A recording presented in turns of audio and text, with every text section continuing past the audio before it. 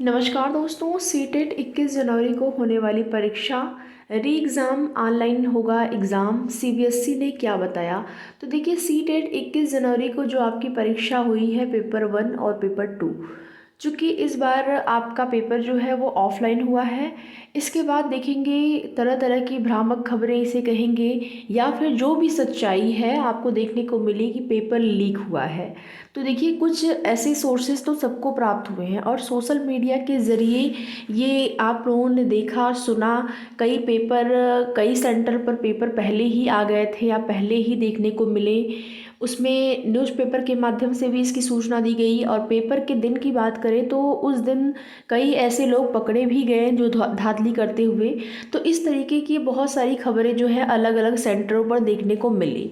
लेकिन ये हम नहीं कह सकते हैं कि पूरा जो आपका पेपर है पूरी तरह से हर जगह धांधली के आरोप हैं या फिर हर जगह धांधली हुई है। कुछ सेंटरों पर हुई है।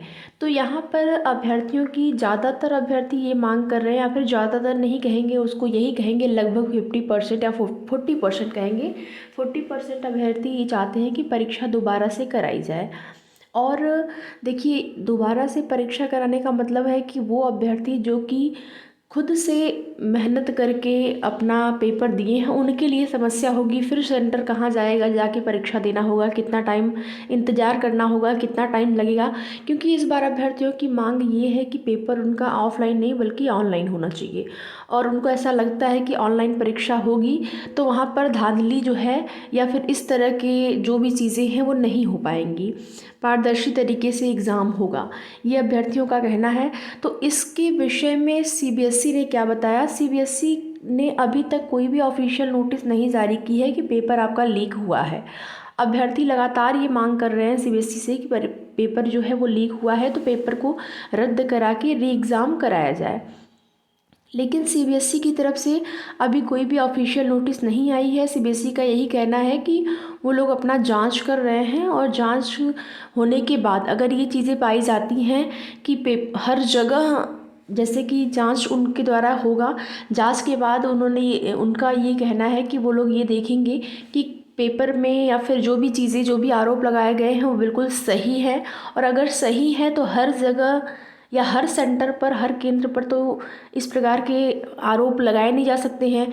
तो जिन सेंटरों पर ऐसा हुआ है, नकल कराई गई है, या जिस सेंटर के लिए जो है ये चीज़ें हुई हैं, केवल उसी केंद्र की परीक्षा जो है वो रद्द करा के, यानी कि वहीं की परीक्षा पुनः से कराई जाएगी। बाकी पूरी परीक्षा पुनः से होगी इसकी उम्मीद बहुत कम लग रही है, ठीक है। और संभवतः उम्मीद तो ये भी है कि बहुत जल्द ही आपका आंसर की भी जारी हो जाए। तो देखते हैं क्या होता है। आंसर की अगर आ भी जाता है तो उसके बाद भी जो जांच है वो अगर चलती रही और जांच में पाया गया कि कुछ सेंटरों पर पुनः परीक्षा कराने की ज़रूरत है, क्योंकि वहाँ पर इस तरीके के आरोप लग रहे हैं या फिर वहाँ पर इस प्रकार की धांधली हुई थी, तो उन केंद्रों की पुनः से परीक्षा कराई जा सकती है। और ऑफलाइन ऑनलाइन की अगर बात करें तो अभ्यर्थियों की भी मांग है कि इस बार परीक्षा जो है ऑनलाइन कराई जाए और पूरी तरह से इस परीक्षा को रद्द कराते हुए। तो सीबीएसई की ऑफिशियल अपडेट का आप लोगों को वेट करना चाहिए, क्योंकि ऐसा लगता नहीं है कि ये लोग परीक्षा रद्द कराएंगे। अगर ऐसा होता तो अब तक आपको ऑफिशियल नोटिस देखने को मिल गई होती। हाँ, ये हो सकता है वो अभ्यर्थी, थोड़ा सा उन अभ्यर्थियों के लिए ये अच्छी खबर नहीं है जहाँ पर ऐसी चीज़ें हुई हैं। ज़रूरी नहीं है कि उस सेंटर पर जितने भी अभ्यर्थी रहे हों सब उनमें शामिल नहीं रहे हों, ऐसा बिल्कुल भी ज़रूरी नहीं है। कुछ अभ्यर्थी ही शामिल होंगे, लेकिन उनमें सभी अभ्यर्थियों को पुनः से परीक्षा देनी पड़ सकती है।